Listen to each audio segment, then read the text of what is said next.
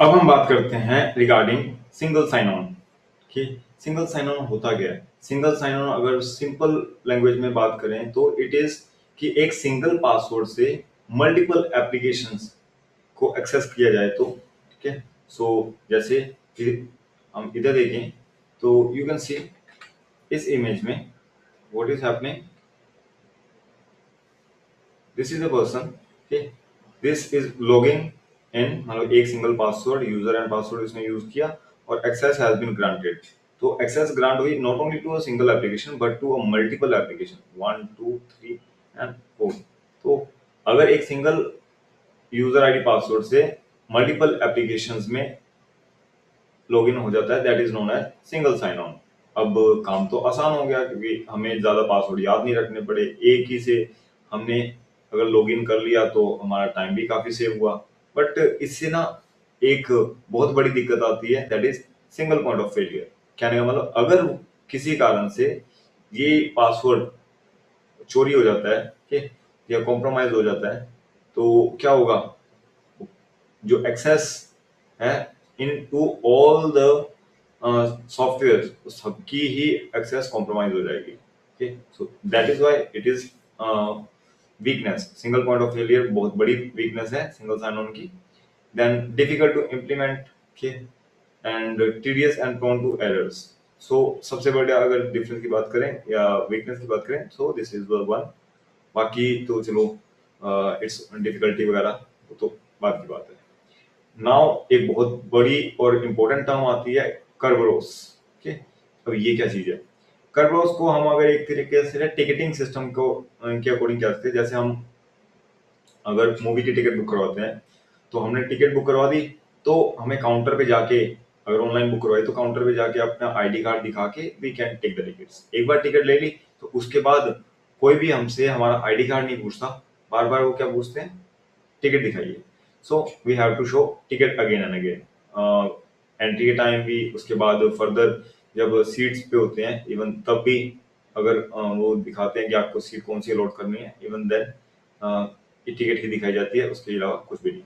So it is all about ticketing. तो same वही चीज अगर हम अपना पासवर्ड अगर भेजते हैं ऑन द सर्वर्स के, लॉगिन पासवर्ड के थ्रू करते हैं तो देर इज अ चांस कि password can be compromise, attacker उसको हैक कर सकता है किसी न किसी तरीके से। लेकिन अगर टिकटिंग सिस्टम के थ्रू हो तो क्या पासवर्ड कभी कॉम्प्रोमाइज होगा? The answer is no.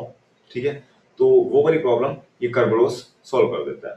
So it is just कि हमने टिकट रिक्वेस्ट करी, टिकट इशू हुई और उसी टिकट से जो प्रेजेंट करके एक्सेस ग्रांट हो गए। ठीक है, तो this is actually a ticketing system only. तो अब इसी के हम थोड़ा सा की टेकअवेज देख लेते हैं। की टेकअवेज सिर्फ उसी के हमने मीन्स लिए हैं कि जो बहुत ज्यादा इंपॉर्टेंट टॉपिक्स हैं कि जिसके क्वेश्चंस मतलब हम कह सकते हैं जनरली एग्जाम में देखे ही जाते हैं।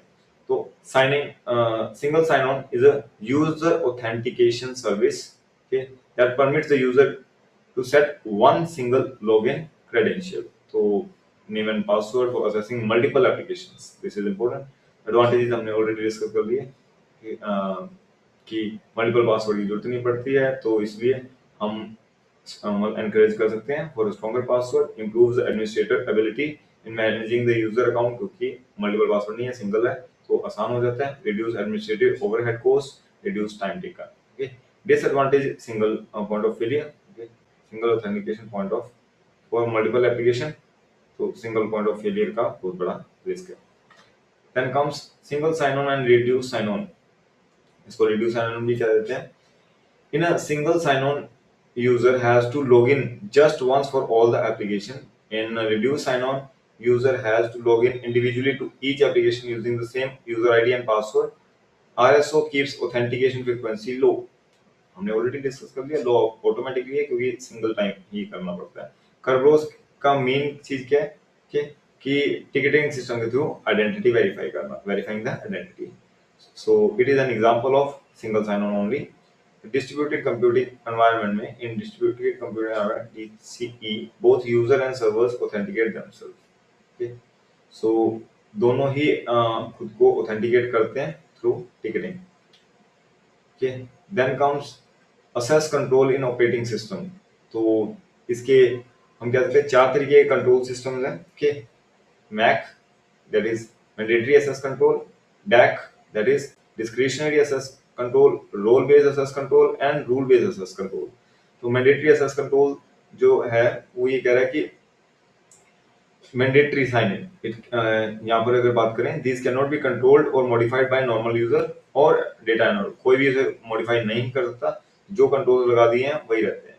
ठीक है, और discretionary means the control can be changed at the discretion of data owner. Okay, so these can be activated or modified by data owner at their discretion. तो अगर हम बात करें which is better, Macs are always better in terms of data security. The reason is obvious, क्योंकि यहाँ पर changes नहीं हो रहे हैं और यहाँ पर चेंजेस हो रहे हैं, क्या मॉडिफाई हो रहा है, कैसे, एट द डिस्क्रिप्शन। तो हमेशा बेटर कौन सा हुआ, जहाँ पर चेंजेस नहीं हो रहे। तो रोल बेस्ड ये कि एक्सेस जो मिलेगी that will be on the basis of the role of the employee. Okay, so जिस तरीके का यूजर है, ओके, उसको उस तरीके की एक्सेस मिल जाएगी। roles have access to application database files and folder and reports. Then comes rule based, यहाँ पर रोल से कोई लेना देना नहीं है। ठीक है, इट इज ओनली कि जो सेट रूल्स हैं कि किसको मिलेगी किसको नहीं मिलेगी, किस वर्किंग को मिलेगी, तो उस बेसिस पे मिलेगी। यहाँ पर रोल से कोई लेना देना नहीं है। तो अब आगे चलते हैं। These restrict the access to area devices database according to predetermined set of rules and access permissions, regardless of their roles and position in an organization. So these are the access controls in operating system. तो उसके बाद आता है steps, a step by step guide of implementing logical access control. तो बस 4 steps हैं, simple. Okay, सबसे पहले इन्वेंट्री करो कि हमारे जो इंफॉर्मेशन सिस्टम रिसोर्सेज कौन से हैं, फिर उनकी क्लासिफिकेशन करी जाए कि जिसके बेसिस पे डिसीजन मैट्रिक्स बनेगी। ठीक है, कौन सा पब्लिक है, कौन सा हाई रिस्क वाला है, कौन सा लो रिस्क वाला है, अकॉर्डिंगली कि एसेट्स होंगे तभी हमें पता चलेगा। ओके, उसकी क्लासिफिकेशन करी, फिर क्लासिफिकेशन के बेस पे उसको ऑर्गेनाइज कर दिया जाए कि organise assets by function type data sensitivity, उनको अलग अलग टैग कर दिया जाए। एंड एट लास्ट एक एसेस कंट्रोल लिस्ट बना दी जाती है, creation of the access control list. Okay, and this is what is done. Okay, so ये उसी का की टेक अवे है कि पहले इन्वेंट्री किया, फिर क्लासिफिकेशन, फिर ग्रुपिंग और labelling, and then creation of access control list. और क्लासिफिकेशन जो है क्यों जरूरी है, क्योंकि इसी से पता चलता है who is the resource owner और द डेटा ओनर। ऐसा इसलिए क्योंकि रिस्पॉन्सिबिलिटी जब फिक्स की जाती है, ओके, तो वो हमेशा रिसोर्स ओनर और डेटा ओनर की ही फिक्स की जाती है। And automated password management tool works as best preventive control and ensure compliance with password management policy. So ये चीज यहाँ पर भी लिखी हुई है। Okay. So here we close the logical access controls. Okay. Let's meet in network access controls. Bye.